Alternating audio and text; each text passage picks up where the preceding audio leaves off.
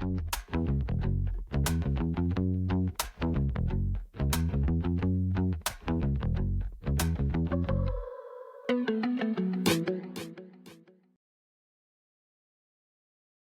to this week's edition of Mississippi Happenings Podcast. My name is David Oles, and also with me is my friend and co-host, Jim Newman. Jim, say hello. Hello, how are you? Today we have with us Democrat Senator David Blount. He's from District 29. He represents Jackson, Terry, and Bynum. He is the vice chair of the Education Committee. He is also chair of the Gaming Committee. Senator Blount, thank you so much for being with us today. Thank you for having me. I'm glad to be here. Do you have any opening Jim, comments? Get us started. Well, no, I'm just happy to be here. For those of you who don't know me, as David said, I live in Jackson. The district I represent is in Hinds County, Jackson, Byram, Mississippi, just south of Jackson, and Terry, in a good portion of rural South Hinds County. I'm in my fifth term.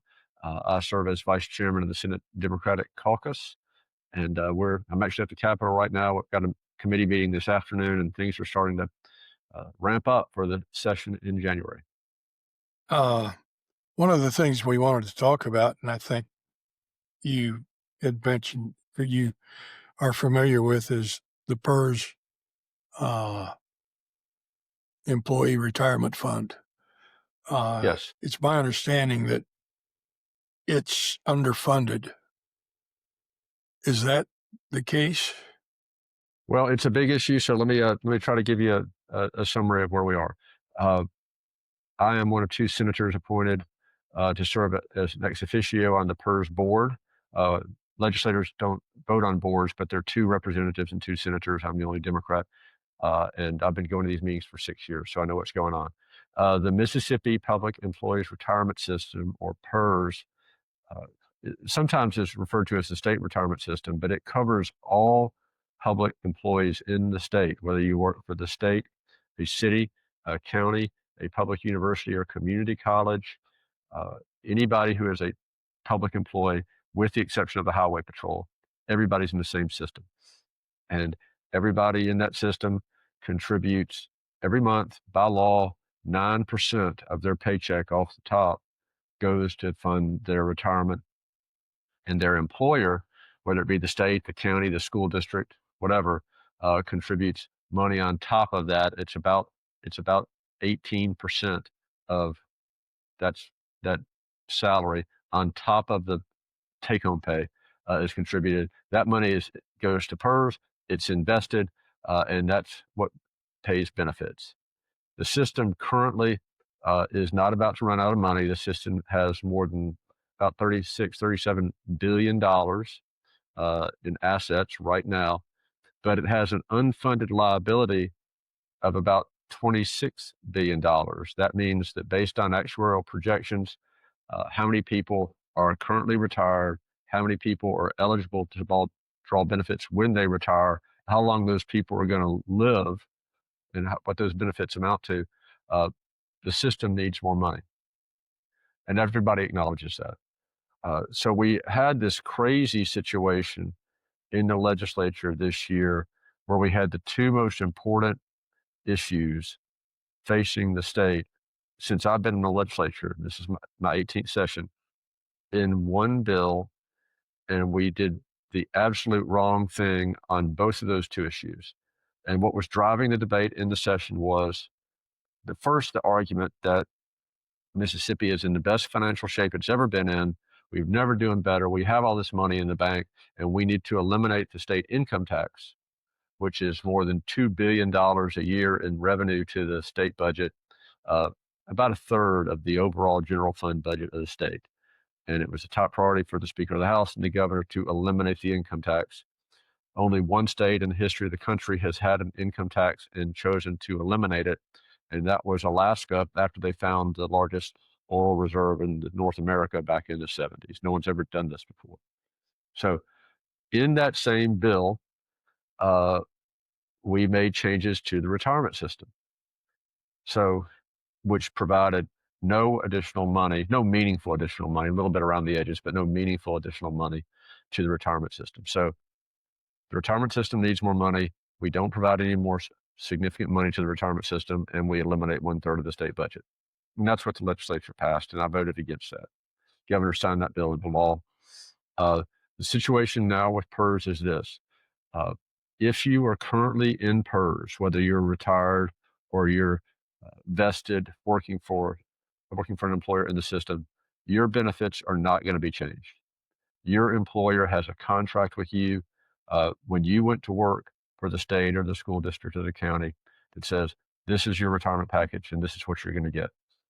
But for new hires beginning on March 1st, the traditional pension system, a defined benefit pension system with a cost of living adjustment, which has been in place since the system was created, is over. That's not going to be available anymore to anybody who's hired. You're going to have to work longer for less, and you're not going to have a traditional pension, and you're not going to have a guaranteed COLA or a cost of living adjustment, which some people choose to take in one annual check called the 13th check. That's really a misnomer, because what it is some people choose to get their monthly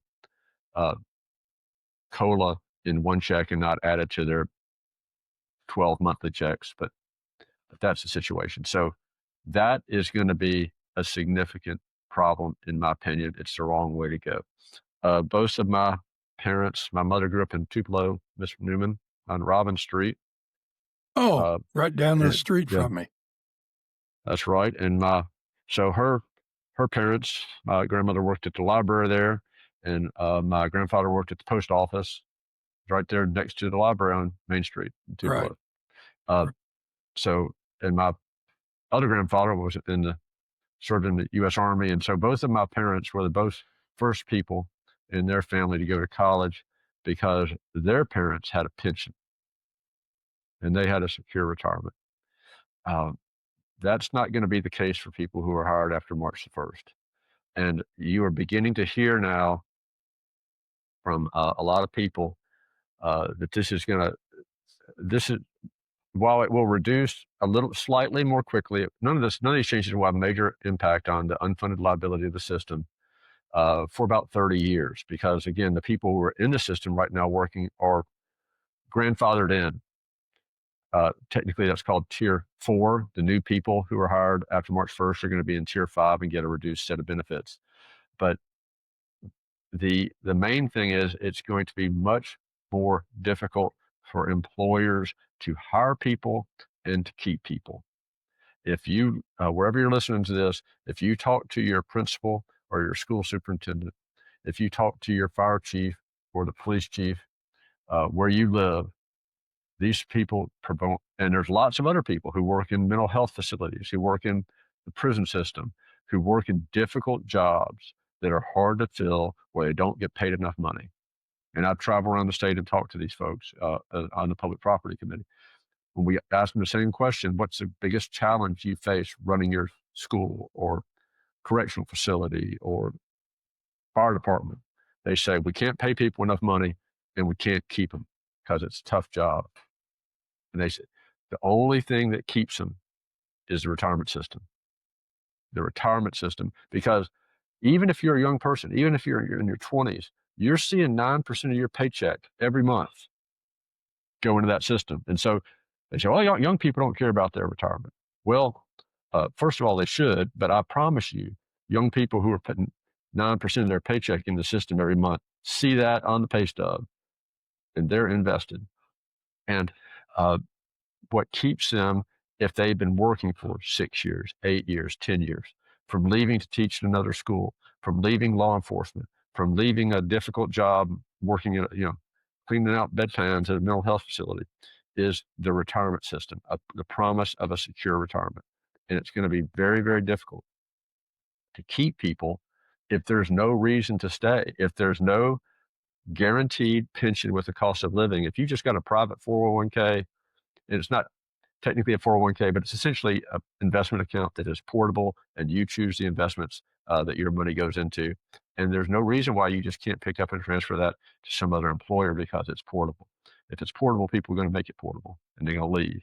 It's going to be hard to keep people, and it's going to be the long-term effects of this are not just that teacher in 70 years from now is going to have a worse retirement because of what happened in the legislature in 2025. It's also going to be a big challenge for hiring and keeping people in these vital professions. How long does it take for someone to be invested in the system? To be vested is 8. To draw your retirement under the new system, you've got to have 35 years or be 62 years old. And so that's a particular concern for first responders and jobs that are physically demanding. Yes. But the pension for people who are not in the system, your pension is based on a multiplier of 2 things: how long you worked and what your high force salary was during the time that you worked. Then there's a multiplier based on how many years, whether it's 25, 35, 45, whatever it is. And then that's your pension. And that's what you're going to get with the cost of living adjustment. So that's out the window. And I think it's going to be the long term. It's the only thing that I can think of the legislature could do that literally is going to affect people's lives in 70 and 80 years. Yeah, it's that 9%, at least here in Tupelo, that 9%, the electric company's gone up 6%. And then last week, or 2 weeks ago, they announced another 6% increase in water and sewage rates. And then the county is wanting to build a jail and float a $96 million bond issue. PERS may be the only safe place to have money. Well, so PERS takes all that money and invest it, and they average over the past 40 or 50 years, they're averaging more than 7%. But what is throwing the challenge is there were some changes made for people who were hired before 1999. Those people are now retired, and that's putting a challenge on the system. And then the ratio between the number of people working and the number of people drawing benefits is tightened. That's because a lot of jobs that were previously done by public employees have now been outsourced to private companies, which throws that ratio out of whack. So I don't know if the legislature is going to look at this again when we come back in January. If we were to do that, and I'd like to repeal the whole thing and go back and have a new Tier 5 with a lower cost of living adjustment. I think that is affordable. We can do that, and it will address a lot of these concerns. But whatever we do, if we were to go back or make any change, we are going to have to pay for this year of these Tier 5 people. And getting back to your original point is, the other thing is the system needs money. The system needs more money. Making changes to the system, making changes to new hires is not going to solve the problem. What the system needs is money.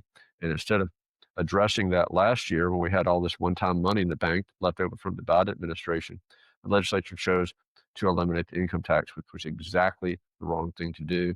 We should not cut taxes until we solidify the retirement system, period. So where do you think that money would come from? To me, it ought to come from the income tax, but they just, they say they want to get rid of the income tax. We've had more than, once the income tax elimination is fully phased in, and that may take a number of years, but once it's fully phased in, we've cut more than $3 billion in annual recurring revenue since 2016. And we shouldn't have done any of that. We should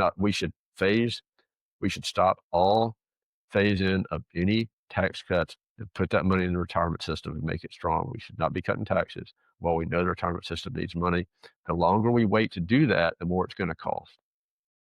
Senator, is there a possibility that money from the lottery or from the mobile sports betting could go to PERS? That's possible, yes, but I think we need to understand what kind of numbers we're talking about here. First of all the lottery money is either going to transportation, roads and bridges, or education right now. We don't have mobile sports betting. According to the billboards I saw around town earlier this year promoting mobile sports betting, that will generate about $20 million a year.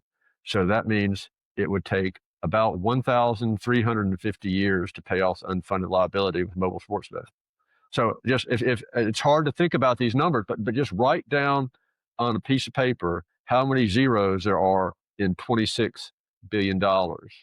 And then write down on a piece of paper how many zeros there are with $20 million. Yes, sir. This amount of money is almost trivial compared to the size of this debt. So the income tax, again, these folks last year said, we're going to eliminate $2 billion in annual revenue to the state, but it's okay because we think we can get $20 million from mobile sports betting, or moving money from the lottery, whatever. I mean, you're not being serious. You're not. The numbers just don't match up. They're not anywhere close. So look, different people have different opinions about that issue, and I understand that, but let's be real about the numbers that we're talking about here. And it's not gambling and selling lottery tickets. If you're for or against it, is nowhere near the amount of money that is required. What is required was an income tax that everybody pays, and that's what we should have done. And that's not what the folks in charge down here wanted to do. Do you think if there's a Democratic governor elected that there would be a potential of reinstating the income tax? Well, to do that, it would require the passage of the legislature. Right. And the legislature is, of course, supermajority Republican, both in the House and the Senate. I don't know what's going to happen in the future. I don't know what's going to happen to the national economy or the stock market or the state budget. But any change, the income tax elimination is law. And so that would require the legislature to change it. And the same with the retirement system. It would require a change in state law. So people would have to do that. It would require come to Jesus from a lot of people who voted for this bill. One of the problems I had with the elimination of the state income tax was that in addition to it, it seems to me that I understood there was a provision where counties could raise taxes, I believe 2%, for various projects that were needed that now would be not funded. Is that the case? Not that I'm aware of. The cities and counties don't get any money from the income tax. That all goes to the state. I don't believe that. I think cities and counties still have the authority to raise taxes, and those folks are locally elected. And if they want to do it, they can do it. If they want to cut taxes, they can do it. But ad valorem taxes, which the primary revenue source for counties, I think is still up to your county board of supervisors. Okay. Unless I've missed something. It was probably something I heard. How about education? Is education going to be the number one bill this year, or is it down the road? Well, education is always the number one item in the state budget, so it's always important. I think it is going to be this year. The Speaker of the House and the governor have made it very clear that their top priority is what they call school choice. There are hearings in the House right now on that topic. So I think the House will send us some sort of bill. There's been a lot of talk about it for the last year and a half, but there haven't been a lot of specifics. The only specific proposal that I'm aware of from the House would allow for a student in a public school district to go to a different public school district without that home district holding that child back. And then the receiving district would have to agree to accept that child. So, for example, if you live in Tupelo and you want to go to Lee County schools, you would go to Saltella, where my grandfather grew up. It was like Saltella's a lot different now than it was when I used to go up there. But the Lee County schools would have to accept you, and the Tupelo school would no longer be able to hold you back. So that's being discussed. But there are other people in this debate who have a broader view of what school choice means. Some people think that you should essentially get a voucher The state of Mississippi spends roughly $7,000 per student in K-12. We've got between 50 and 60,000 students who are not in the public school system, who are either in the private school system or church schools or homeschool. And some people think that those folks should get a $7,000 check. That they're not in the public school system and the state owes them that money. That's obviously going to be expensive, depending on how it's done. It could be upwards of $400 million a year, and I think it would clearly have an inflationary effect on the price of private school tuition. So that's all on the table, but we'll see what the bill ultimately looks like beyond public to public transfer. How do they get around? When I read the state constitution, it says that public monies have to go to the public schools. How do they get around sending it? Well, that's the way I read it, but I'm not a lawyer. I'm just an English major, so I learned how to read, but I didn't go to law school. But I think the way that they would do it, and of course it must go to Supreme Court, but they'll do whatever those non-elected officials choose to do. But is they would argue, it's not my opinion, but I think what they would say is, we are not giving the money to a private school, we're giving it to the parent. And the parent does what he or she wants to do with it. We're not doing that. So I don't, to me, that's just money laundering, but that's what I think that's what they would say. I like that. I like that term, and we will save that public education, because we could spend another hour or another 30 minutes on that. But Senator Blount, thank you so much for being here. Thank you for your time, and thank you for your service to the state of Mississippi. Thank y'all very much for having me. Thank y'all for reaching out. As people across the state listen to this, your legislator is going to decide whether that person's a Democrat or a Republican. They're going to decide what we're going to do with this school issue in the upcoming session. Call your legislator, and you can talk to him or her, not a staff person. We have small districts here. You can call your legislator and tell him or her what you think. So I would encourage you to do that. We will do that. Jim, all right, do the commercial for us. Do the commercial. Thank y'all very much. Thank you, yes, Senator. Thank you. Appreciate it very much. And to the listening audience, there's no advertising on this. And that's because we don't have any advertisers. David and I and three other people, are footing the bill for this information. We think it's valuable. We hope you find value in it. And if you do, please consider making a monthly donation to continue this program. And we promise to continue bringing first-rate information about stuff that's on your kitchen table every night. The price of food, the price of gas, the price of eggs, the legislation, who's doing what, things that are not covered in depth by newspapers, and in many cases, there are no newspapers. So if you like what you heard, please consider making a donation. We are a nonprofit, IRS 501c3. Your contribution is tax deductible, and we would appreciate it. We're going to continue, but we could use some help.